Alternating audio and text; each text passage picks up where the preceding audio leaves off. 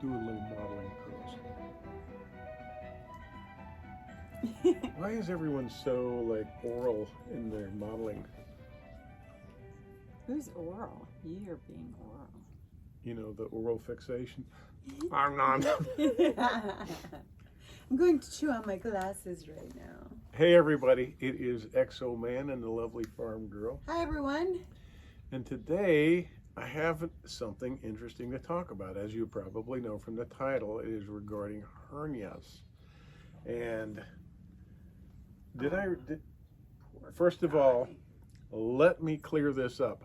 I'm not a doctor. She's not a doctor. We're not therapists. We're not doctor's assistants. What do you call them? PAs. We just like to share our experience. We're not giving you advice. I'm just going to tell you about my experience. They say that you got a 25% chance. If this has happened to you lately, this might be a good video for you to watch, or if you're curious. 25% of men have this hernia, and the hernia that I'm specifically talking about today is an inguinal hernia, right? Which means the groin. I believe that I have all my life had a umbilical hernia. But let's first. It's got an outie, but let's talk about sensitive outie. Yes, very very sensitive outie. And, you know, I talked to the doctor, and I said, "Is this a hernia?" He said, "Yeah, it could be a slight hernia." But so let me tell you my experience and what I've learned about this. Let's start at the beginning. Inguinal means there's a Latin root in there, groin, inguinal, groin. And what the inguinal canal is, it's right down here, below and to the side. On either side, you have two inguinal canals. You're below and to the side of your belly, right down in there, where the crease of your leg is, kind of by that gland. Mm-hmm. And if you look online, you will see this inguinal canal. And it's one of those canals that goes actually into your abdominal cavity, right? So it's a compromised area to begin with. And it is the origin of your testes. So when you're a kid, you know, they say your balls haven't dropped yet.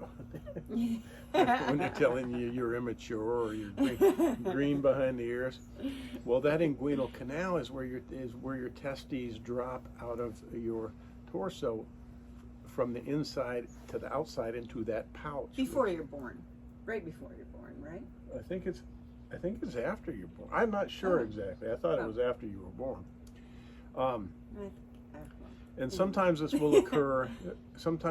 So what happens is that site where that canal is doesn't close up properly after the testes drops. And sometimes this happens with children, and that is an indirect, I think they call it. Yes. An indirect hernia. So most kids don't have to have mesh. They just do. So children usually don't have to have mesh. Young people, they say till you're like 18 sometimes. But as an adult, when you're older, that's a direct hernia. That means it just kind of opened up. Yeah. And so what they mean by hernia is that canal, there are several different areas, and I don't have experience as yet in any other but this. But what happens is that that opening gets compromised, or opens up, or tears open a little bit, and the lining of your abdominal wall, or intestines can protrude through there. Mm-hmm. Now, so I'm self-diagnosing. I'm looking. I'm watching. You figured it all out before. I'm reading. And did I say that the first known? Okay, let me give you some history that I've learned. The first known repair of an inguinal hernia was Ramses the Fifth, and my friends, that was before the Common Era, BC, or before Christ, as some of you like to say. And somehow they fixed him. That's amazing. That is amazing. Surgically, they went into the cadaver, into the mummified remains, when they discovered this tomb, and they found that he had that repaired. Yeah. That's pretty amazing. There were some amazing things done back then. then, and there were lost arts that took millennia to, rediscover, and Still are yeah, lost. probably with the Library of Egypt, what have you. Anyway, so going forward into the more modern era, before like say 100, 200 years ago, they would wear girdles of sorts. I asked my doctor Kind of hold about everything that. in there. Yeah, I kind of said, man, if I in. walked around with a tennis ball in my shorts, pressurizing that, I wouldn't feel so bad. We'd all have questions for you, though. My experience was kind of aching, a dull pain, and I felt very sensitive, very compromised. You know what I mean? Like weak, like that apprehension, like, oh boy, my guts are. Something just happened. I was telling people I keep pushing my guts back in because I would feel, when I would push down there, I would feel it go, and something would move back in. I would feel it go back up in there, and so I said, all right, I'll be walking around holding my guts in until I can get surgery. I've never had surgery, with the exception of this bad boy right here getting cut off. And if you could do it without, you would. I did with that. I watched the anesthesiologist walk around like this. Oh, you did it without anesthesia. Yeah, because I'm saying do it without surgery. But what? yeah. Oh, the toe? Yeah, do it No, yourself. if you could fix this without surgery, I would love to. I would love to. That's an important point. Yeah. If you're being told that you can that this will heal, I think you're being lied to. I'm 99% sure of that. And yeah, you can't buy a topical something that you put over it that all of a sudden heals it The up. problem, my friends, is that for everything that there is a cure for, there is a lie for. And usually I tell you I'm anti-medical establishment. In other words, I don't want to go into too much depth in this, but I've stayed away, as have you. Well, and we try to do things naturally. I've stayed away from doctors as much as possible, and a lot of that we accomplish by eating right and getting plenty of exercise. Exactly. We don't by deterring disease. Yeah, we can't afford all that expensive insurance, and we don't want all those trips to the hospitals and doctors. And we're thankful, knock on wood, that we have avoided a lot of that by taking care of ourselves. Mm-hmm. So, between the ages of 25 and 40 is, I think, when this starts occurring in men. 25% of men. So if this happens to you, don't freak out. Make an appointment, get in there and get seen. My doctor told me that men walk around with this. He said, "You're okay." I said, "Am I? Is this all in my mind?" Yeah. My fear, my apprehension, and my sensitivity. I said, "This is all in my mind." I mean, I'm worried. I was worried about this. Yeah. I was worried if I strained or coughed too much. In fact, I hold it when I cough. Well, it's got to feel weird coming, like the inside of your body coming out, being pushed out whenever you. And that's what I was asking. Stress. Is that in my mind that it's a big deal, and when it's really not? And the answer was somewhere in the middle. He said, "No, it's not in your mind. If you feel bad, it's I mean, you can feel it happen. It's real." Yeah. But he said, a lot of guys will walk around with this for months or years. And I thought that was kind of crazy, because what you don't really want is to get worse. Get what you call when you go in for surgery, it's either a pretty straightforward, or it's what they call a complex inguinal hernia, or complicated.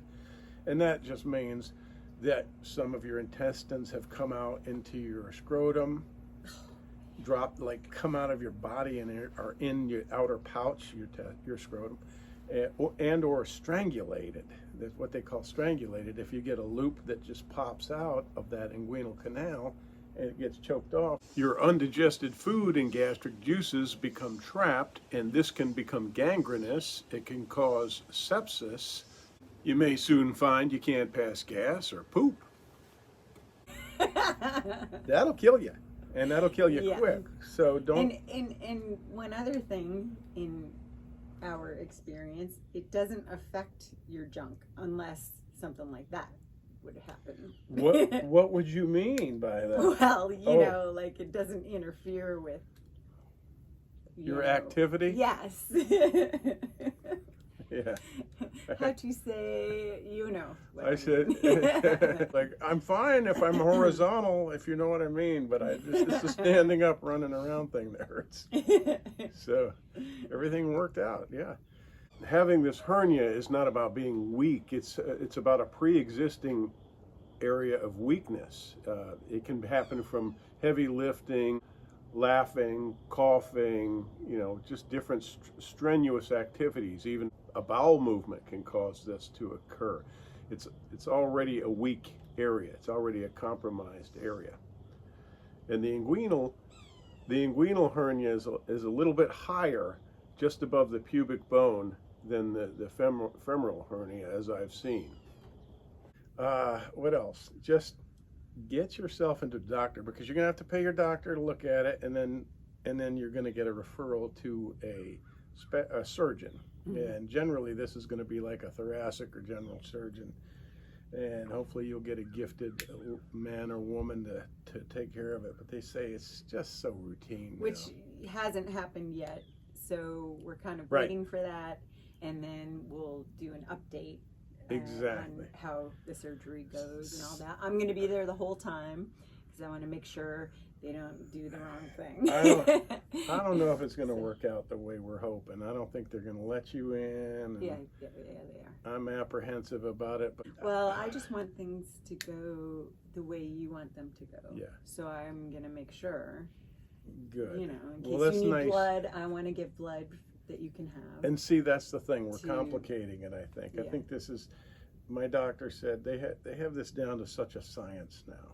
It's just, I want to do let's talk about the methods. There is open surgery and there is laparoscopic surgery. Laparoscopic meaning they put a couple of small incisions and they stick something in there. Like a camera. Like a camera with the surgical tools, and they do it like, it's very precision surgery. And of course there's the way they just open you up, and if it's a complex hernia, they're going to open you up. None of this is terribly big. It's my understanding that it can be an outpatient thing. Some people say, you got to spend 2 days in the hospital. That's not necessary. I would think with something simple like this, you wouldn't have. And the other thing that a lot of you people that are smart and ask questions want to know, mesh or no mesh? Okay, so what did we learn? It depends on the situation. Largely upon your age, right? Right. The older you get, the more likely you are to need mesh. So I asked around. Always ask around. I don't know why people don't tell people what they're experiencing and ask them if they've knowledge. Well, and especially knowing that 25% of men get it at some point in their lives. If you have 4 men in your neighborhood, one of them has had inguinal surgery or hernia. Around. At least had the hernia. So I asked around, and one of my cool older neighbors, he's 80 or 81 now, he's had both done. He said, Jay, I had them done in the mid-70s and the mid-80s, and both were mesh. So mesh or not to mesh. He said, I've never had a problem. And I think that they've gotten better and better over the years, even with just the mesh, like the types of mesh they have or whatever.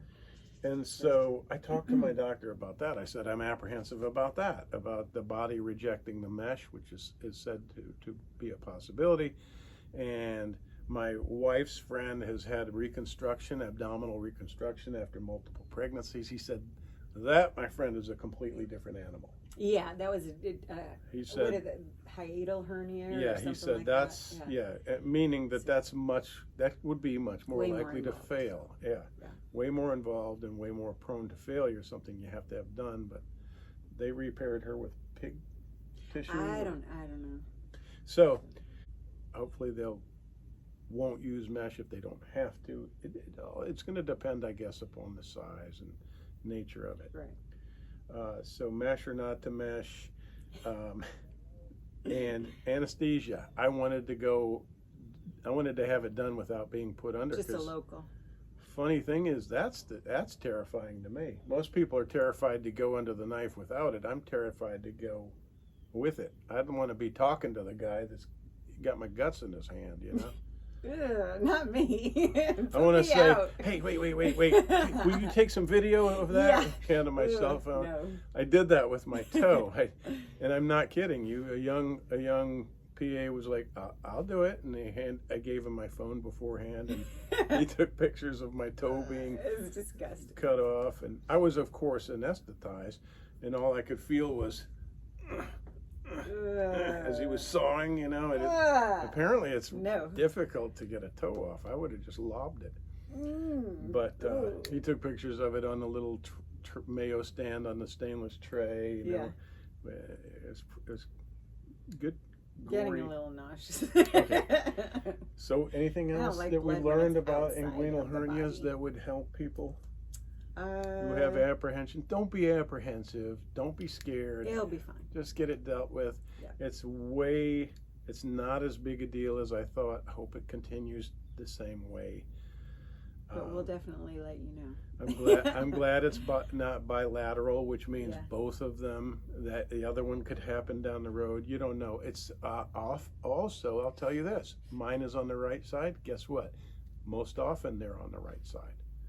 So I may go the rest of my days without. Maybe because like you strain, like when you're lifting things and doing whatever. I think that what I read was the right side is the last side to close. Oh. And maybe more likely to remain open. Something like that. It's something interesting like that. But what else? I can't speak to umbilical hernias. I've got a friend who's had one for years, and I'm gonna kick his ass because he hasn't gone in yet. It's so ridiculous. He really needs to go. Fixed. I understand fear, but you know, it is painful and it affects his life. It affects your life, and it can be not good. It can be easily relatively easily repaired and done. Get done with it. You don't need to wear a girdle the rest of your life or put a tennis ball down your trousers or whatever. Just get it taken care of.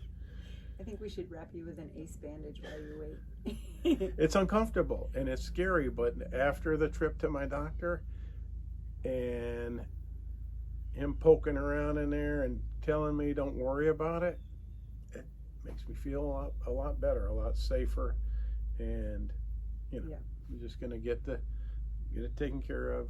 And it's been how many days? Like 4 maybe? 4 days, and God knows it might be a week, 2 weeks before I can be seen, another week before I have the surgery. I don't know how quickly that will go, but we'll update you. All right? For sure. Is that it on this stuff? I know there's going to be a million questions, but there's a lot of videos on this, and I just wanted to give you an experiential video. Is that a word? Yes, I think so. All right, let's end with a nice It pose. is now. Thanks for watching, everyone. You'll be well. Stay well. Be safe.